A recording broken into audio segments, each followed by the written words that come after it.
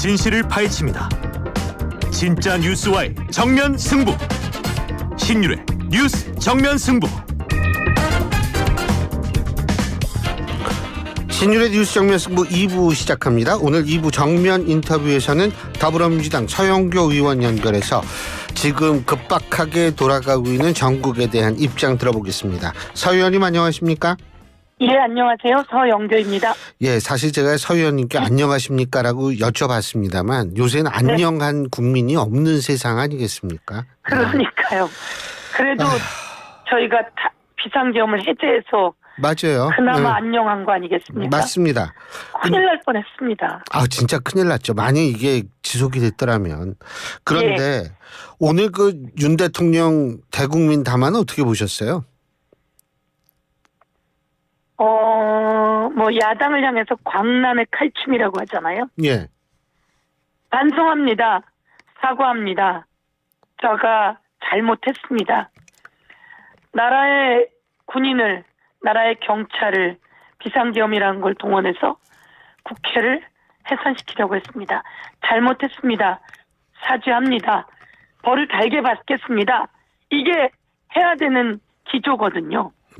그런데 오히려 야당을 향해서 광란의 칼춤이라고 하고, 그리고 야당을 간첩이라고 하고, 그리고 자신이 뭘 잘못했냐, 그리고 수사 이런 거 당당히 받겠다, 이렇게 이야기를 하는데요.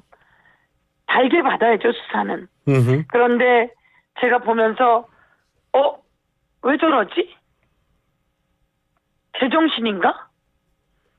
내란이 실패하자 당장 탄핵이 안 되니까 스멀스멀 다시 비상계엄이든 아니면 내란이든 쿠데타든 무력을 사용할 수 있겠다, 이렇게 판단했나? 오늘은 그런 느낌이 들었습니다. 그래서 너무 무섭다, 그런 생각이 들었습니다. 솔직히 제가 아는 기자들이나 저 자신도 대국민 담화한다고 이해해서 또 깜짝 놀랐어요. 이게 또 뭐가 일어나나 이런 걱정을 했는데, 근데요, 제가 여쭤보고 싶은 게 연합뉴스가 보도한 바에 따르면 윤석열 대통령이 법률안 대통령령 42건을 제거했다라는 그 기사 보셨어요? 봤습니다. 그거 어떻게 보세요, 이거? 윤석열 대통령은 아직도 자기가 대통령이고, 그리고 자기가 국군 통수권자고 여러 가지를 할 수 있는 직이라고 생각을 하는 거죠. 그래서 자기는 야당에게, 한동훈에게 모든 걸 이양하겠다, 넘기겠다라고 했지만 그렇지 않다라고 하는 것을 보여주는 것이고, 절대로 그만둘 사람이 아닙니다. 오히려 자기가 갖고 있는 지금의 그 힘이라도 더 가져서 더 큰 폭력적인 상황을 만들어낼 수 있다, 저는 그렇게 생각이 들었습니다. 근데요, 지금 윤석열 대통령에 대한 탄핵안 토요일 날, 그건 제가 좀 이따 여쭤볼게요. 네. 더 국민들이 좀 관심을 갖는 건 뭐냐면, 인신 구속에 관한 문제인데 그 가능성은 어떻게 보십니까? 인신 구속이라니요? 그러니까 윤 대통령에 대한 인신 구속이죠. 다시 말해서 윤석열 대통령 체포 혹은 구속영장. 그렇죠. 네. 윤석열 대통령은 현행범입니다. 예. 윤석열 대통령은 군을 비상계엄에 이용했고, 그 군에게 총을 쥐어줬고, 그 군에게 총을 쏘고, 또 국회에 있는 사람들을 끌어내고 문을 부수고 해서 모두 끌어내서 국회 기능을 마비시켜라 지시하고, 선관위를 가서 선관위를 불법으로 점령하고, 곳곳을 불법으로 점령하고, 그리고 또 경찰을 일찌감치 동원해 오고 있었습니다. 이런 모든 것들이 보여졌기 때문에 현행범입니다. 그리고 비상계엄이라고 하는 것은 국민들이 알고 계시겠지만 한 번 더 말씀드리겠습니다. 비상계엄은 재난, 전쟁에 준하는 재난 등의 상황이 왔을 때 비상계엄을 내릴 수가 있습니다. 그런데 지금은 전시 상태가 아니지 않습니까? 그리고 이에 준하는 재난이 온 것도 아닙니다. 그럼에도 불구하고 비상계엄을 때렸으니 이거는 비상계엄을 때릴 수 있는 요건을 갖추지 못한 겁니다. 두 번째는 국무회의를 통해서 심의를 해야 했으나 어제 이야기되지 않았습니까? 국무회의를 제대로 한 것이 아니다. 5분 정도 모였으나 전부 다 반대했다. 그럼에도 불구하고 국무회의 심의했다고 갔으니 그것도 위헌이고 불법이다. 그리고 국회에 알려주지 않았어요. 네, 그것도 중요한 부분이에요. 예, 그거 중요한 이런 모든 부분입니다. 것이 위헌이고 불법입니다. 이런 상태에서 국회의 기능을 마비시키려고 했다라고 한다면 이게 국헌문란입니다. 국헌문란이란 국회의 기능을 마비시키려고 하는 겁니다. 국회의 기능을 마비시키려고 한 것은 내란죄입니다. 내란의 수괴가 바로 윤석열입니다. 내란의 수괴 윤석열과 같이 공조한 바로 밑에 수괴가 김용현 국방부 장관입니다. 김용현 국방부 장관은 바로 체포되었습니다. 체포되어서 구속영장이 발부되었습니다. 그러면 이제 체포돼서 구속영장 발부되어야 한다. 그렇지 않으면 안 된다라고 하는 게 일반 사람들의 상식입니다.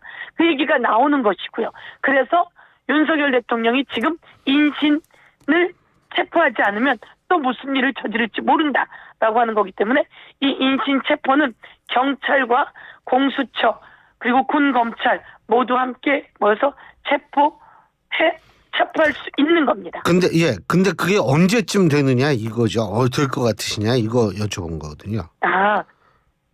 빨리 되어야 된다고 생각하죠. 국민들이 빨리 되어야 한다고 생각합니다. 네. 그래서 저희가 어제 법사위에 공수처장에게 빨리 하게 해라라고 요구를 했고 공수처장이 빨리 준비한다고 이야기를 했습니다. 그래서 지금 제가 보기에는 경찰과 공수처와 군 검찰이 이에 대해서 논의하고 있을 거라고 생각하고 빨리 실행에 옮겨야 된다라고 저희들이 촉구하고 국민들이 언론이 계속 촉구해야 이 힘을 받아서 체포하게 됩니다. 대통령을 체포한다는 게 보통 일은 아니지 않습니까? 그러면 이게 온 민심이 다 가야지 되는 거고 불법하고 위법하고 현행범이기 때문에 그리고 내란죄는 당장 체포가 가능한 것이기 때문에 해야 합니다. 예. 오늘 내일 모레 사이에 다 해야 합니다. 오늘 내일 모레 사이에 그러니까 네. 3일 이내에 해야 된다 이 말씀이시죠, 그죠? 네, 그렇습니다. 알겠습니다. 근데 네. 윤석열 대통령이 이런 말 했잖아요. 애당초 저는 국방장관에게 과거의 계엄과는 달리 계엄의 형식을 빌려 작금의 위기 상황을 국민들께 알리고 호소하는 비상조치를 하겠다. 뭐 이렇게 얘기를 하면서 뭐 전기도 끊지도 않고 뭐 이런 얘기를 했어요. 어떻게 네. 보십니까? 정말 천연덕스럽게 거짓말을 합니다. 자신이 비상계엄이 국회에 과반수 넘는 의원들이 많이 모여서 해제시켰습니다. 자신도 놀랐을 겁니다. 그러고 나니까 자신이 모든 권한을 내려놓겠다라고 한동훈 국민의힘 대표하고 협상하지 않았습니까? 그것부터도 잘못됐지만 그래놓고 이제 스물스물 다시 일어나게 되는 거죠.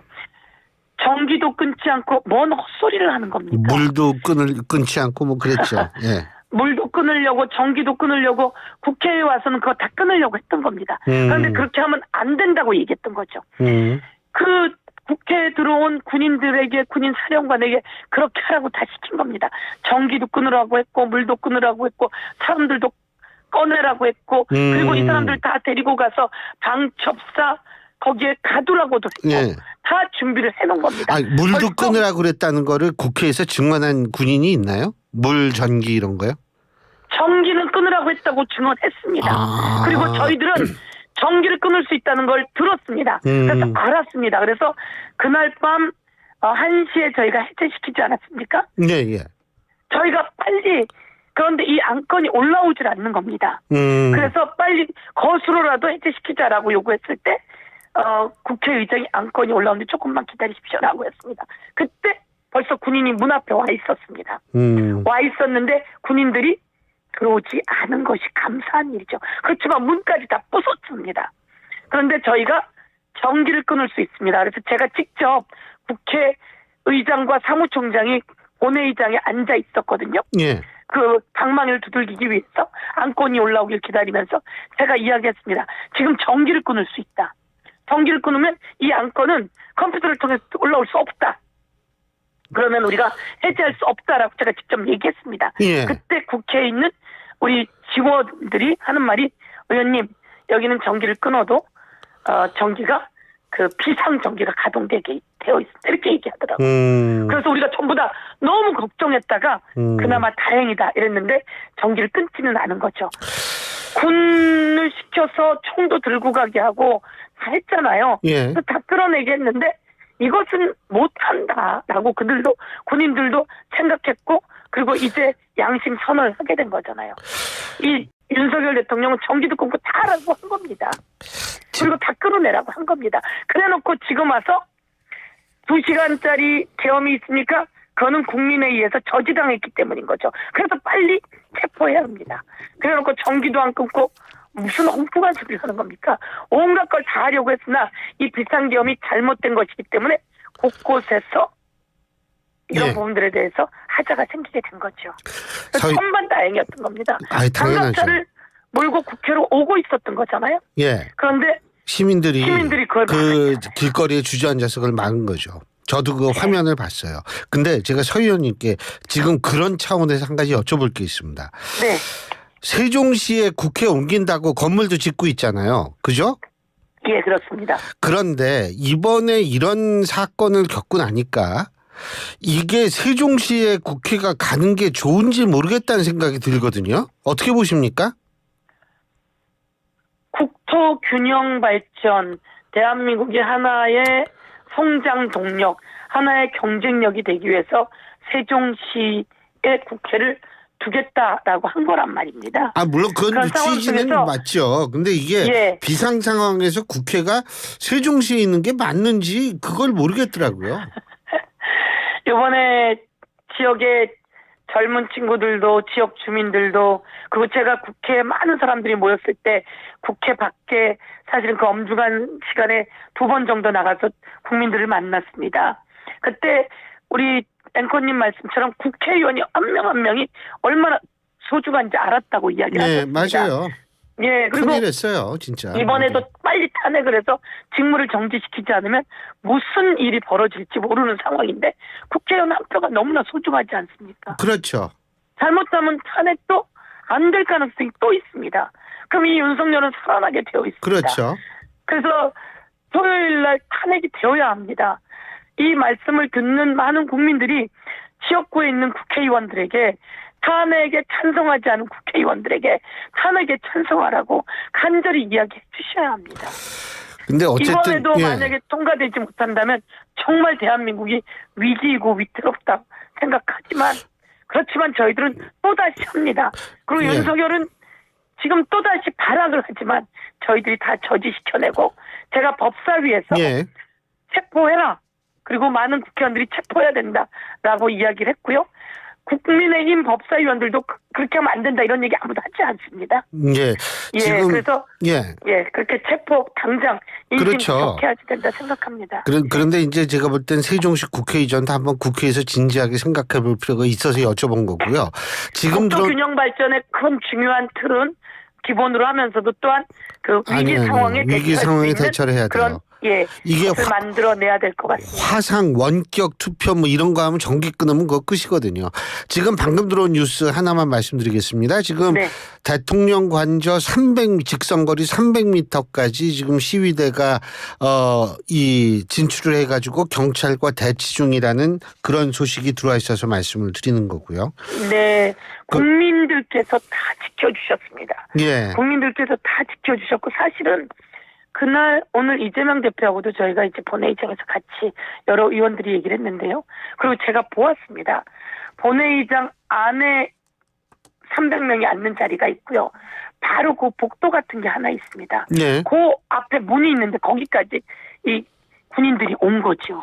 와서 그 문을 깨고 들어오면 끝나는 거였습니다. 예. 그런데 군인들이 그렇게까지는 하지 않은 것으로 알고 나무로 된 문을 깼던 겁니다. 그런데 어떻든 그 전에 해제를 시켰고 지금 상황으로는 시민들이 잘못하면 만약에 비상계엄이었으면 이 시민들에게 총을 거놓고 총을 쐈을 겁니다.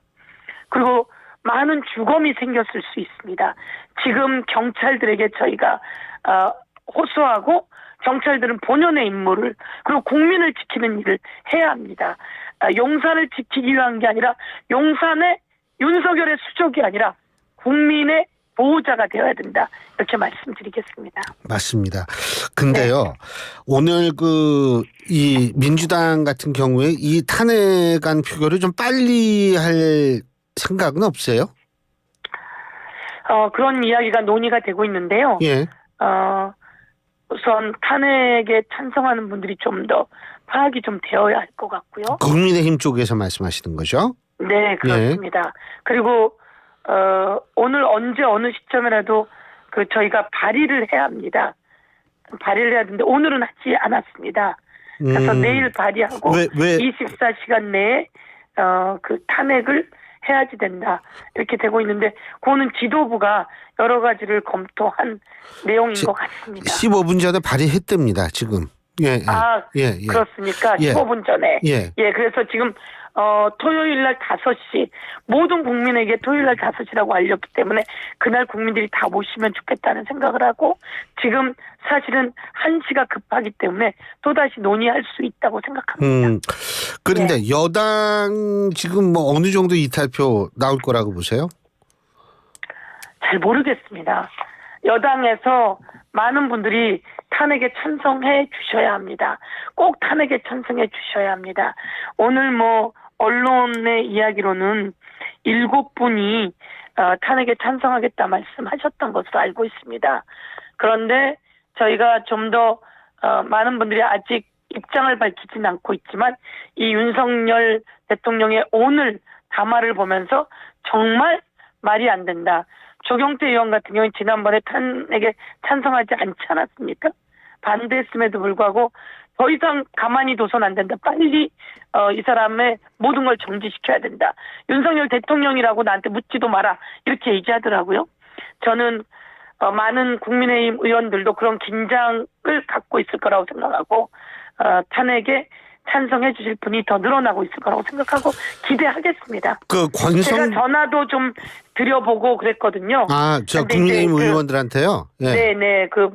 언론에 나오는 분 외에 들어봤는데 그렇게 할게요. 이렇게는 얘기하시더라고요. 근데 나도 탄핵에 찬성할게요. 이렇게까지는 아닌데 아니에요. 이렇게 얘기하지 않고 그렇게 할게요. 이렇게는 얘기하시더라고요. 모르겠습니다. 권성동 신임 원내대표의 영향력이 좀 작용할 거라고 보십니까? 윤석열 대통령이 담화를 발표하면서 자기와 함께할 사람들에게 가이드라인을 준 겁니다. 나와 함께 여차하면 또 뭘 저지르자라고 한 거죠. 그럼에도 불구하고 이제 많은 사람들이 알고 있습니다. 그래서 윤석열 대통령이 말하면 말할수록 함께했던 사람들의 마음이 떠나갈 거라고 저는 생각합니다. 오늘도 그런 모습이 보였고요. 권성동 의원은 지금 친윤을 할 때가 아닙니다. 그리고 윤석열 대통령이 이런 담화까지 발표했는데 윤석열 대통령 탄핵을 막아서야 된다라고 말을 하고 있지만 그 설득력이 없다고 생각합니다. 그리고 더 사람들의 마음이 떠나갈 거라고 생각합니다. 권성동 의원은 정신 차려야 된다고 생각합니다. 역사에 큰 죄를 지어서 윤석열 대통령이 오늘 또다시 한 번의 비상계엄 또는 내란의 발언을 한 것에 탄핵하지 않고 윤석열 대통령을 옹호한다면 그건 윤석열 대통령을 방조하고 아니면 어쩌면 공범이 되는 거다 이렇게 말씀드리겠습니다. 벌써 공범이지만 오늘 발언한 것을 보면서 또 탄핵 반대를 외치거나 이탈표를 관리해서 이탈 못하게 당론으로 만든다든지 이렇게 된다면 그건 탄핵 받아야 될 오히려 내란의 공범입니다. 서 의원님이 지금 아주 국민들한테 많은 지지를 받고 있는 것 같은데 한 가지만 더 여쭤본다면 한덕수 총리 어떻게 이 한덕수 총리도 탄핵합니까? 민주당? 한덕수 총리는 어떻게 생각하세요? 저요? 윤석열 대통령이 비상계엄을 선포할 때 반대했다고 이야기는 하더라고요. 그렇지만 그걸 막을 수 있는 가장 높은 사람이었어요. 그런데 우려를 표하고 반대 의견을 냈지만 막지 못했어요. 이것은 함께 했고 그것을 발표하게 한 공범이 아닐 수가 없습니다. 그래서 저는 한덕수 총리가 지금 오히려 자신이 사의를 표명하고 알게 처벌을 받겠다 하는 것이 맞다고 생각합니다. 그래야 윤석열 대통령이 더 이상 저 강난의 광기를 부리지 않을 것이다 이렇게 생각합니다. 그래서 그것이 국민에게 용서를 그나마라도 구하는 길이라고 생각합니다. 그러니까 어제 저도 봤어요. 그 서 네. 의원님께서 그 한덕수 총리한테 사과하라고 90도로 허리 숙여 사과하라고 그것 네. 다 봤거든요. 네. 근데 그 어쨌든 그래서 한덕수 총리는 그 결국 탄핵을 추진해야 된다 이렇게 보시는 겁니까? 저는 그러니까? 그렇게 생각하고 있습니다. 예. 같이 이 엄청난 일을 벌였고 거기에 가장 높은 사람입니다. 국무위원들도 마찬가지입니다. 오히려 안 된다고 나와서 이야기하고 막았어야 하는 겁니다. 그런데 그러지 못했다면 그 자격도 없는 거고 오히려 그것을 방조한 혐의이고 공범입니다. 예. 그래서 저는 탄핵의 대상이라고 생각하고요. 예. 저는 한덕수 총리에게 모든 국민 앞에 지금 허리 굽혀 사과하라고 했습니다. 저는 자기도 그러고 싶었을 거라고 생각합니다. 근데 범죄는 사과한다고 되지 않지 않습니까? 예. 살인죄를 저지르고 폭력죄를 저지르고 사죄하면 됩니까? 그렇지 않습니다. 이것은 그것에 맞게 처벌이 있을 것이고요. 그것에 대해서는 그렇지 않으면 한덕수 총리가 다음 타자가 됩니다. 박근혜 대통령 때는 박근혜 대통령의 범죄에 황교안이 함께한 것은 아니었기 때문에 되지만 여기는 이번 비상계엄에 같이 심의를 한 공범들입니다.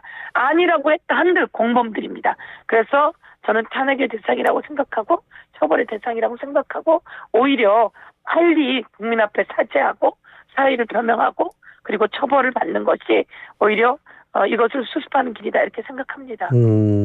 최상목 뭐 경제부총리나 예 아니 글쎄 그러니까 그럼 부총리들이 이제 대응을 하면 된다 이 말씀이신 것 같은데요, 그죠? 저는 부총리도 예. 강력히 반대했다고 하지만 비상계엄이 실행이 되지 않았습니까? 예, 알겠습니다. 그래서 그것은 범죄를 같이 한 범주가 되는 것이죠. 알겠습니다. 자, 오늘 네. 말씀 여기까지 듣겠습니다. 고맙습니다. 예, 감사합니다. 국민 여러분 감사합니다. 예, 고맙습니다. 지금까지 더불어민주당 서영교 의원이었습니다.